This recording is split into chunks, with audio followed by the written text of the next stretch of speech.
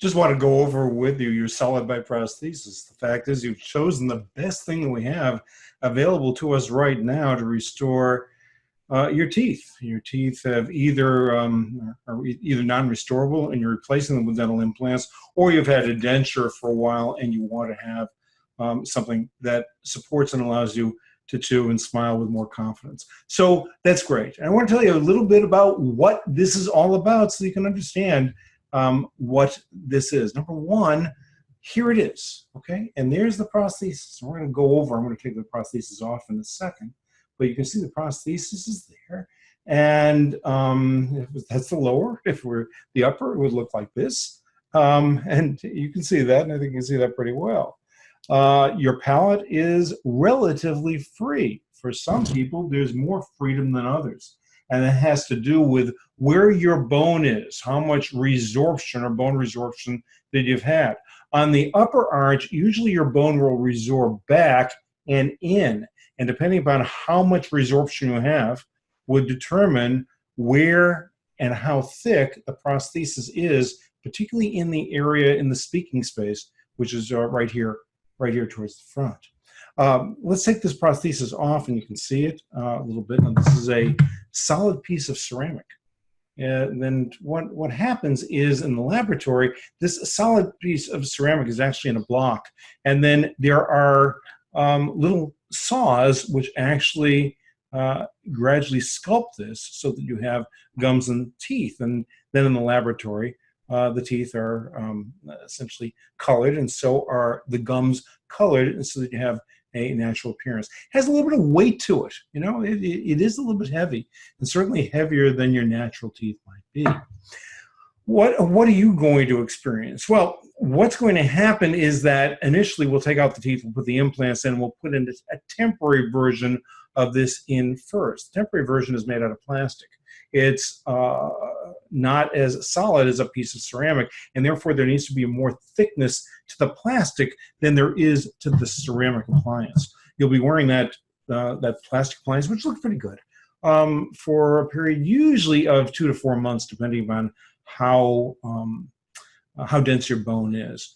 Once we know that the implants have healed into the bone, then you'll have your permanent prosthesis made, the one that I just showed you.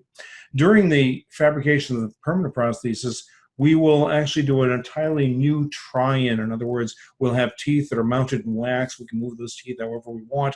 We can change those teeth over, and we can design the smile exactly the way you want it before we go to the processing step. Once we get to the final design and you like it and we like it, then we go to the final processing step, which is the solid ceramic.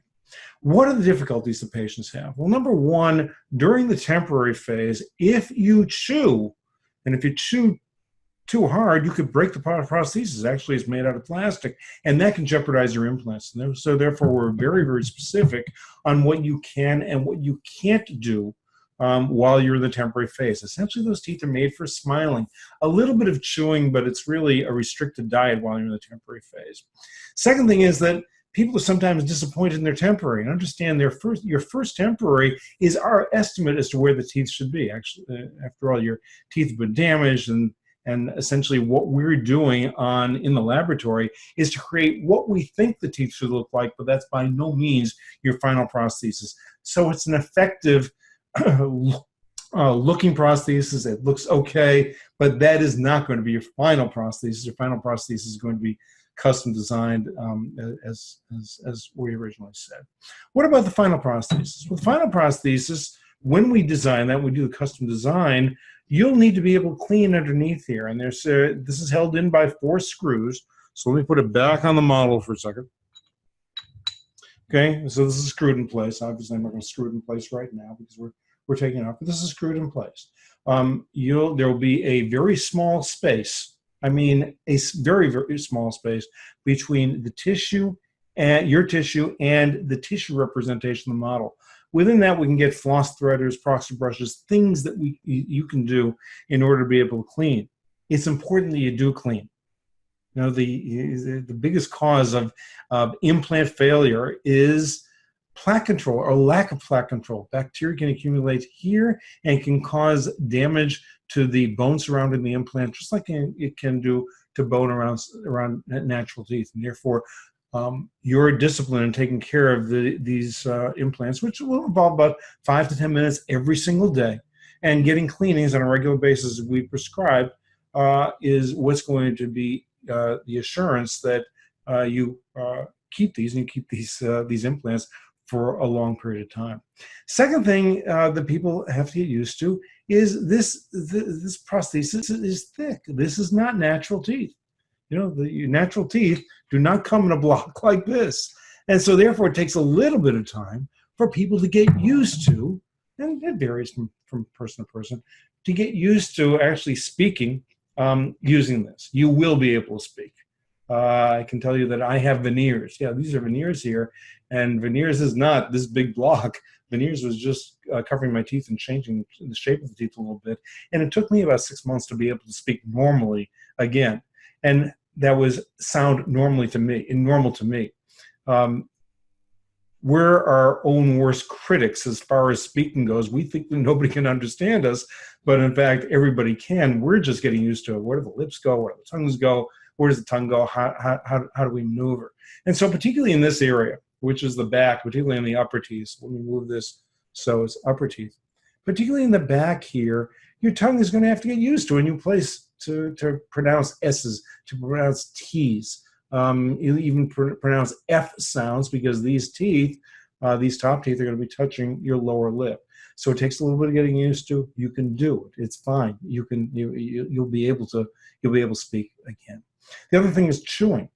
You know, when you're chewing against natural teeth, and I know you've got damaged natural teeth, so you've got to go back in your memory. When you're chewing against natural teeth, there was some kind of a sense. The teeth are attached to ligaments, and so there's some kind of a feeling there. You can feel your teeth.